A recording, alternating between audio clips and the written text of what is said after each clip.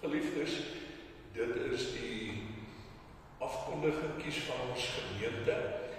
Ek wil vra terwyl ons so sit, kom ons sing die pragtige mooi lied, die 488, die eerste, die derde en die vierde vers, helder skyn die lig vir die nasies, 'n vreugdeglans om die mense te verlig, tot die wêreld kan sien, U is die lig. Kom ons bly net so sit en dan sing ons die 3 verse van hierdie mooi lied.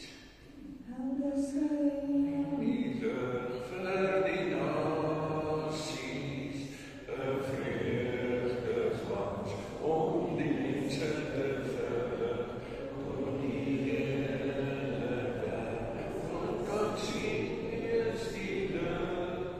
Mag U lig hier deur ons skyn, ons bring herstel vir die monde, sagte sal vir die mense met ons hier, tot die hele wêreld kan sien dat U genees.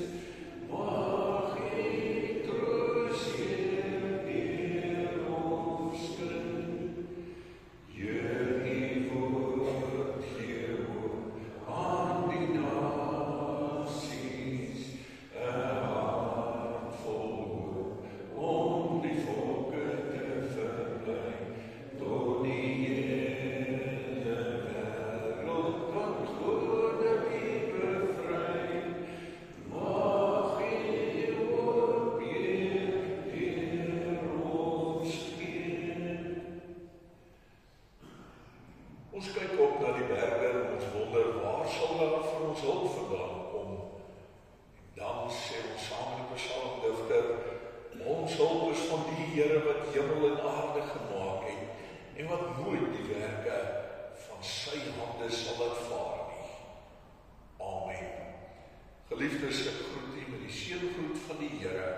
Mag daar vir U genade en barmhartigheid oorvloed wees by en deur ons Here Jesus Christus. Ons gaan 'n loflied sing, lied 510. Ons gaan staan vir hierdie lied. Jacques, nou nie dat ek weer alleen sing nie, hoor, ek wil jou hoor. Kom ons staan asseblief, broers en susters, lied 510, genade, onbeskryflik.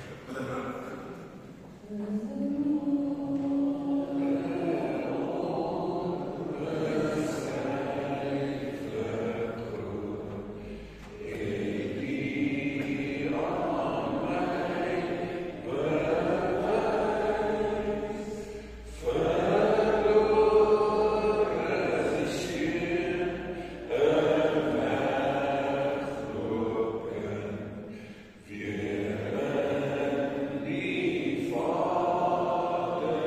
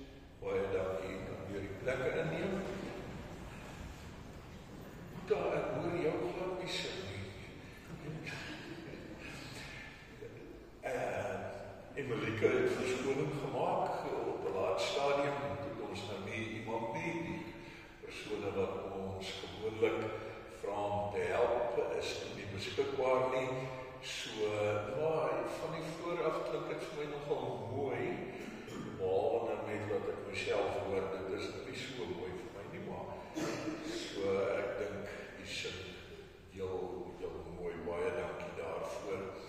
Geliefdes, ons gaan nou vanmôre nie die wet van die Here lees nie, maar bloot by wyse van afwisseling, maar ek gaan wel vir ons die apostoliese geloofsbelijdenis voorhou, terwyl ons gesit, kom ons luister net daarna, en dan wil ek vir u vra aan die einde, dan sê ons almal amen, hardop, daarop, amen beteken ons, ja, dis seker, ek stem saam, dit is wat ek ook sê, ek gaan vir ons voor.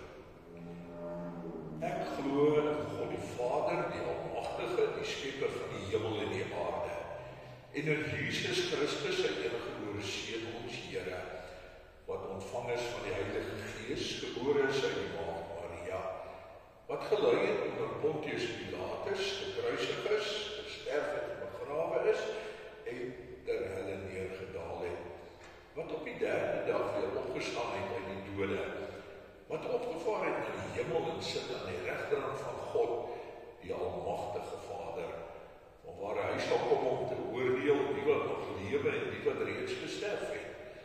Ek glo in die Heilige Gees. Ek glo aan 'n heilige algemene Christelike kerk, die gemeenskap van die heiliges, die vergifnis van sondes, die opstanding van die vlees en 'n ewige lewe. Amen. Baie dankie. Geliefdes, ons lees vanmôre uit die woord van die Here uit twee gedeeltes. Eerste kom uit Handelinge 1 uit en die tweede gedeelte daaruit Lukas 24.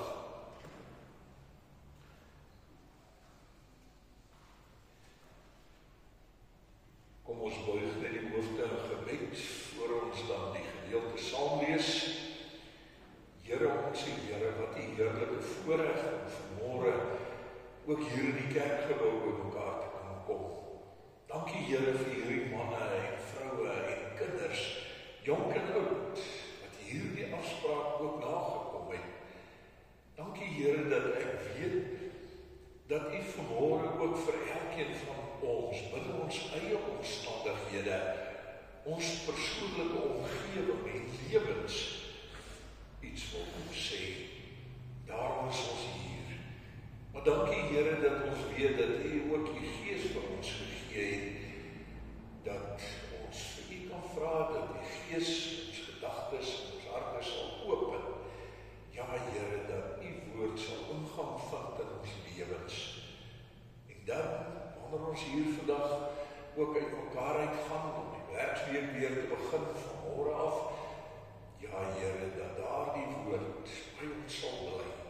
Wil U deur die Gees die naprediker word, ons steeds herinner aan die hoop en die krag en die genade wat U vir ons ook deelagtig laat word. Dankie Here dat ons kan bid vir ons jong mense. Here, as die eksamen hier in die middel van die jaar voorlê, gaan asseblief saam met hulle. Gee dat hulle hard sal werk. Gee vir hulle gesondheid. Gee vir hulle helderheid van verstand, Here, uit genade uit. Here, ons bid ook vir elkeen wat in hierdie tyd siek, of eensaam, of dalk twyfelend is.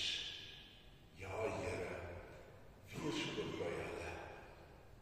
Here, wees ook by hulle wat met U en hulle geloof omgaan, asof dit nie belangrik is nie. Wil U ook deur die Gees aan hulle harte se deure klop en vir hulle vra dat hulle sal oopmaak, dat hulle 'n nuwe lewe sal kry tot eer en verheerliking van U naam. Dankie Here. Ons vra, ons ontvang dit alles maar alleen uit genade in die naam van Jesus ons Here tot in alle ewigheid. Amen. Broers en susters, die twee aangekondigde gedeeltes, waarvan die eerste dan versie 3 van Handelinge 1 is. Ek hou dit aan die voor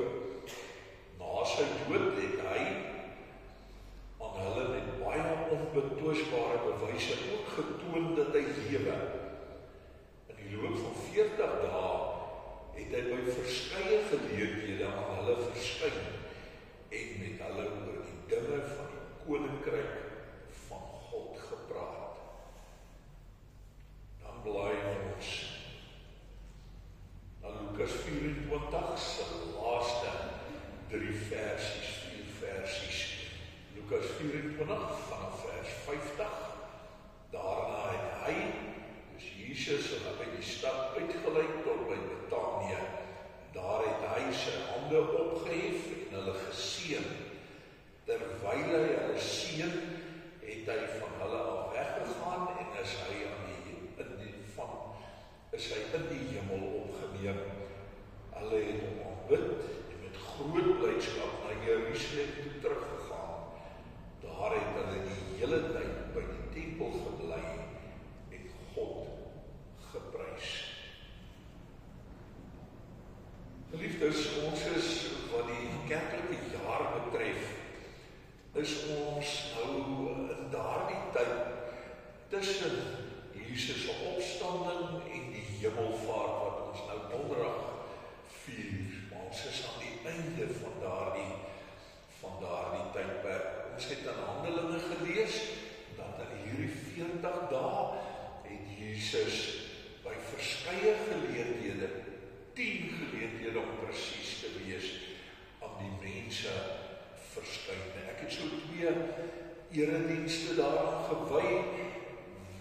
By van hierdie verskynings, ek het stilgestaan by die 8ste verskyning, stilgestaan by die 9de verskyning, en vandag wil ek dan so 'n bietjie oor die 10de verskyning dan kom praat. Hierdie wonderlike gebeure, die verskynings van Jesus, word vir ons in die evangelies aangebied, maar elke keer so met 'n ander perspektief.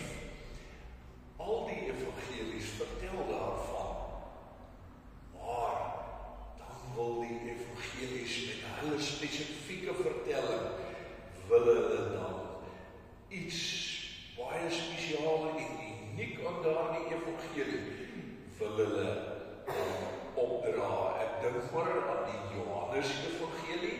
Johannes, die hele evangelie, teken vir Jesus as die verheerlikte een. Die mens, God en mens, Jesus, en dan wanneer hy in die hemel opvaar, dan is dit maar net 'n voortsetting van daardie verheerlikte mens. So kan 'n mens dan ook dink aan Markus, vir hom was Jesus klemvol daarop, die verdrukte mens, die een wat uiteindelik verneder is, die kruisiging, kry baie aandag in daardie evangelie. Dan wanneer Jesus volgens Markus in die hemel opvaar, dan is dit 'n oorwinning oor die sonde en die kruisdood en oor Satan. Hoor u deur die bril van Matteus, Markus en Johannes. Ons kom vandag by die Lukas evangelie. Nou interessant dat die Lukas evangelie vir ons baie meer inligting gee as die ander synoptiese evangelies, naamlik Matteus en Markus. Hy stem met hulle ooreen, maar dan gaan hy verder. Hy gee meer inligting. Onder andere, soos Jesus se geboorte, daar in Lukas 2.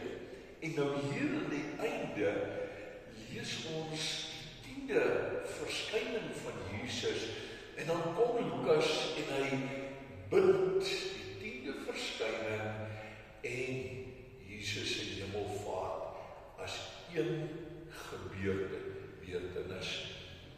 Nou interessant dat, soos ons gelees het, kom Jesus volgens die Lukas evangelie, kom hy daar in Jerusalem, hy vat die disippels daarna buitekant Jerusalem, die Olyfberg, ons teks sê Betanië, dit is 'n gedeelte daar, en dan vaar hy in die hemel op, maar Lukas wys ons op die interessante feit, dat hy sy hande uitgestrek oor hierdie mense hou, so seën, terwyl hy hulle seën, is hy in die hemel opgeneem.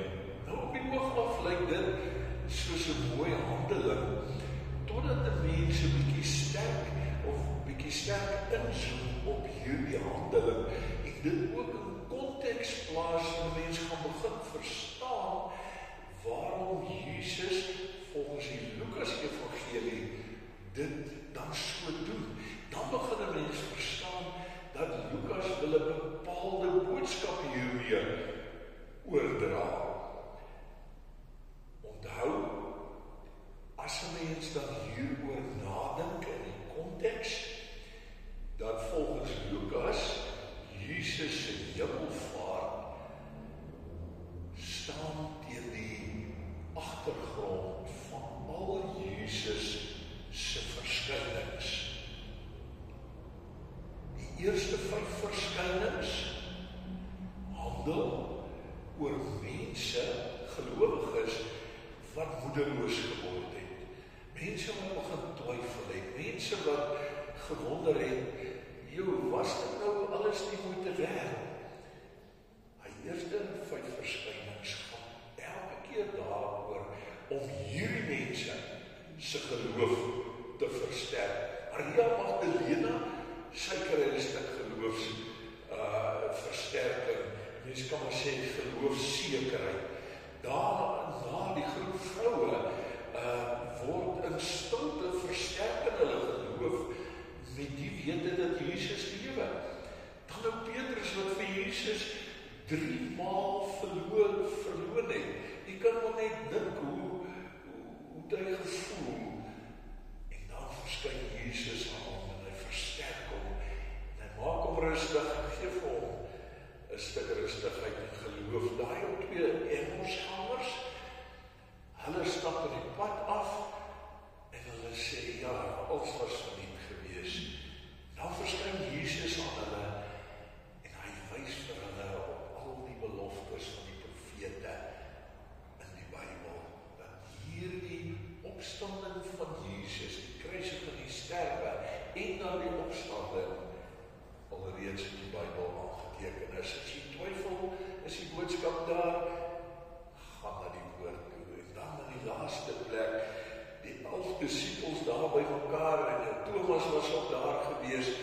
Jesus se disippels ontvang vrede.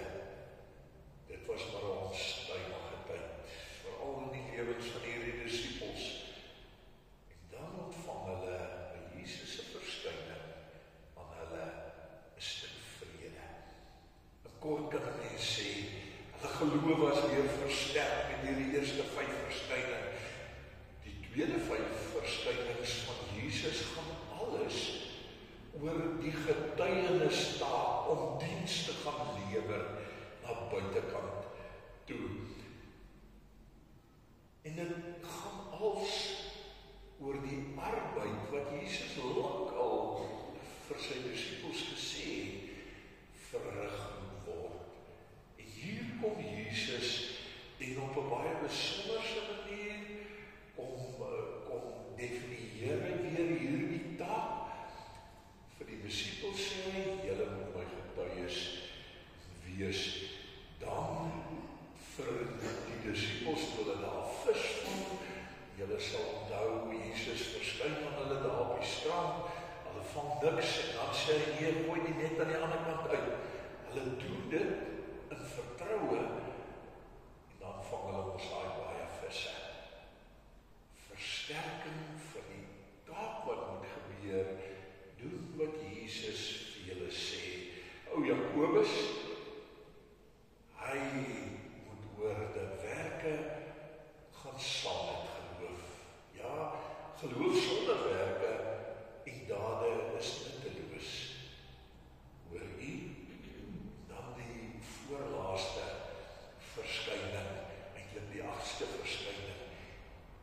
disciples met 500 manne, daar was nog sekerlik vrouens en kinders ook, maar daar die groot hoeveelheid mense hoor en sien dat Jesus lewe. En wat is Jesus se boodskap uit daardie gedeelte? Gaan uit julle my getuies wees. Wil u, die eerste 5 verskynings gaan oor die versterking van hulle geloof, die tweede groep gaan oor Jesus Christus, wat sê nou moet julle uitgaan en gaan getuig. En dan kom ons by die 10de verskyning van Jesus. Jou prentjie druk het vir my baie mooi uit. Daar teenwoordig is die 11 disciples, ons lees elders min of meer 120 gelowiges, daar op die Olyfberg, Betanië, en hulle is getuies van Jesus se 10de verskyning, wat dan ook die hemelvaart insluit. Hier sien die wat teenwoordig is, en ek en jy vandag, deur Lukas Evangelie, sien ons dat Jesus op 'n sigbare manier sy hande uitgestrek, seënend van sy disippels af in die hemel opgeneem word. Wil Jesus hier kom sê dat julle, al is julle geloof versterk, onthou jy die eerste 5 verskynings, al het julle die arbeid wat julle nou moet gaan verrig, baie mooi weet wat dit is, julle het dit onder die knie, maar Jesus wil hier kom sê, hiervoor het julle gelowiges my seën nodig. Jesus vaar in die hemel op. Iemand sê vir my 'n mooi ding hieroor. Hy sê, terwyl Jesus daar by sy disippels gestaan het, en hierdie 120 mense saam met hom, het sy uitgestrekte seënende hande, terwyl hy die seën oor hulle uitspreek, was dit net daardie groepie. Maar so verder Jesus opgegaan het, groter het daardie kring van God se seën geword. Nie net daardie paar nie, maar naderhand oor die hele Jerusalem. Maar toe hou Jesus op, sy seën het aangegaan, en die kring word al hoe breër, Judea, Galilea.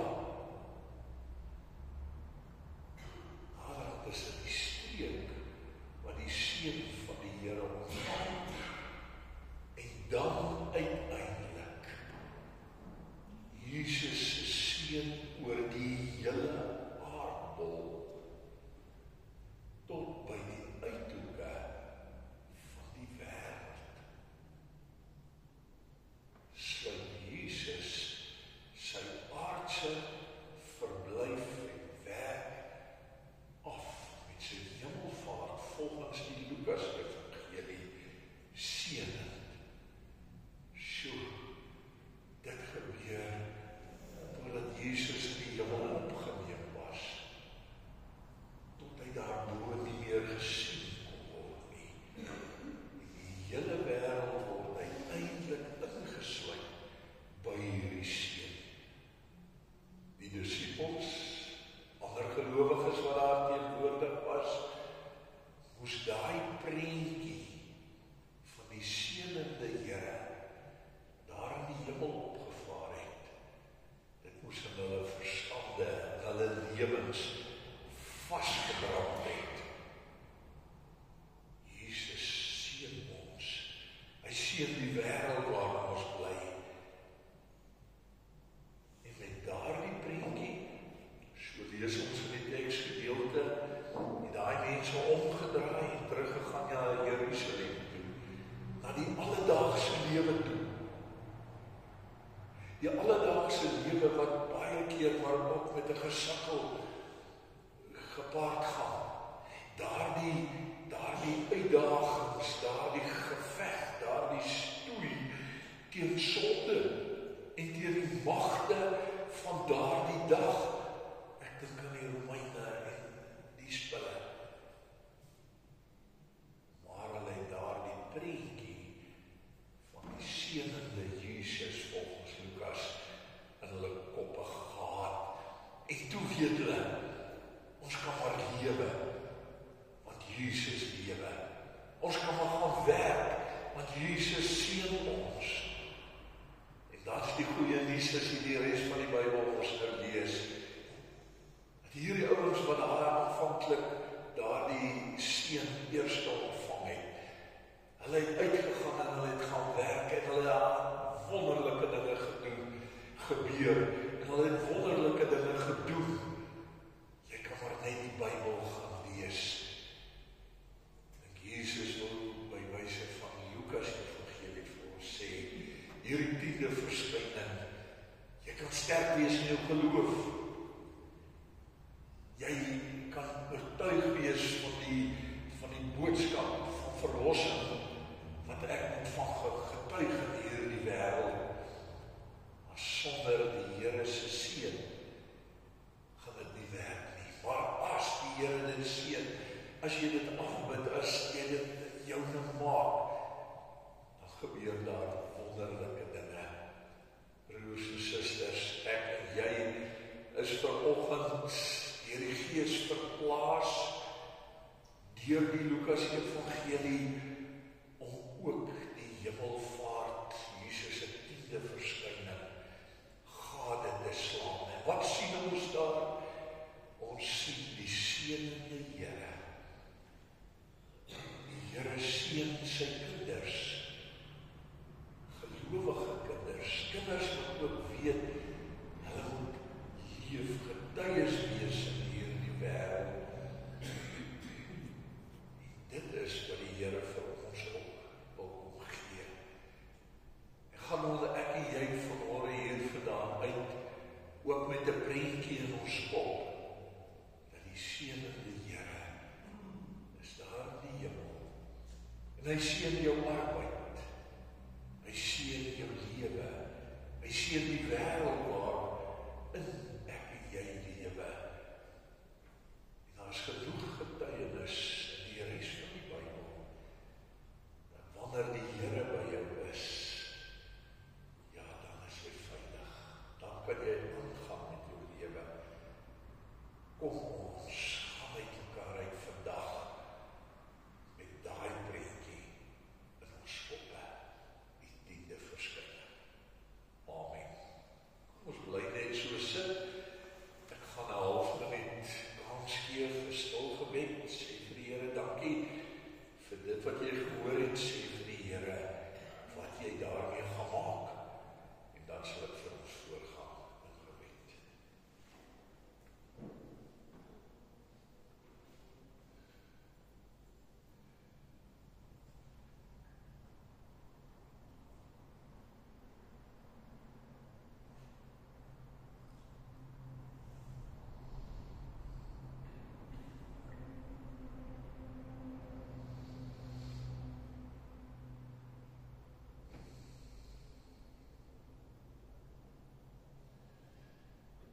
Here, U het die gebede verhoor. U ken ons harte en ons gedagtes. Dankie, Here, dat ons vir U kan vra dat U ook seëning by ons sal wees in hierdie dag, maar ook elke dag van ons lewens. Dankie, Here, dat ons hier vandaan uit mekaar uit kan gaan en U wete dat die Here lewe, dat die Here wat ons aanbid vir ons intree, daar aan die regterhand van God die Almagtige Vader. Dankie dat ons weet ons is nie alleen nie, want die Heilige Gees is by ons. Ja, Here, en daarvan kan ons saamneem in alle omstandighede dat ons nie alleen is nie. Baie dankie dat ek kan bid vir ons gemeente, vir elke gelowige, elke huis wat hier verteenwoordig word, ook hulle wat nie vandag hier kan of self wil wees nie. Ja, Here, dat U hand van behoed en bewaring en seënings ook by hulle sal wees. Dankie dat U getrou is in die versorging van elkeen van die kinders. Seën ons as gemeente en as U wil is, Here, dat ons weer by mekaar sal kom donderdag om oor die na te dink, oor die hemelvaart, die betekenis daarvan, ook in ons tyd en in ons lewens. Ons vra ons ontvang dit alles maar alleen in die naam van Jesus ons Here, tot in alle ewigheid. Amen. Geliefdes, kom ons dien die Here, die gee van ons dagoffers nou, ons diaken sal dit opneem.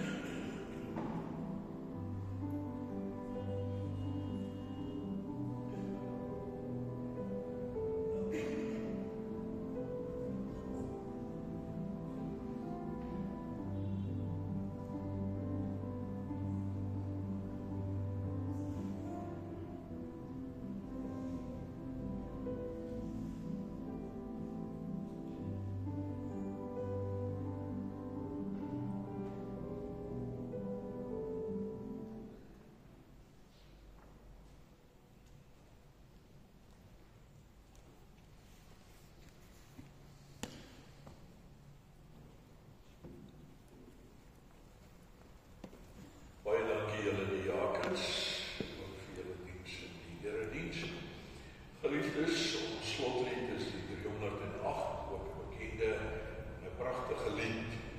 Ons gaan daarvan 4 verse sing. Kom ons doen dit met oorgawe, dit is eintlik die lied wat ek en jy onsself weer aan die Here toewy. Lied 308, neem my lewe, laat dit Heer U gewy wees, meer en meer. Kom ons staan asseblief daarvoor.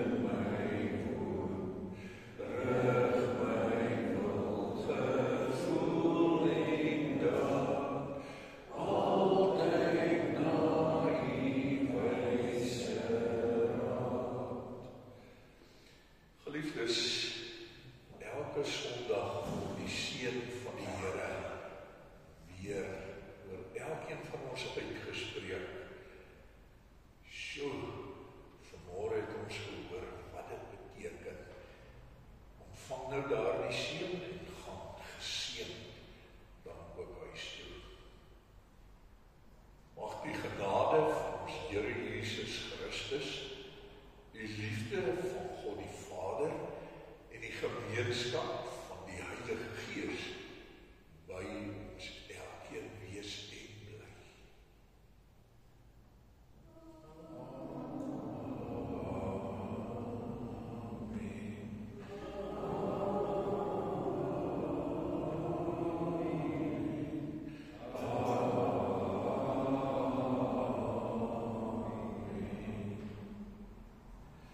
Baie dankie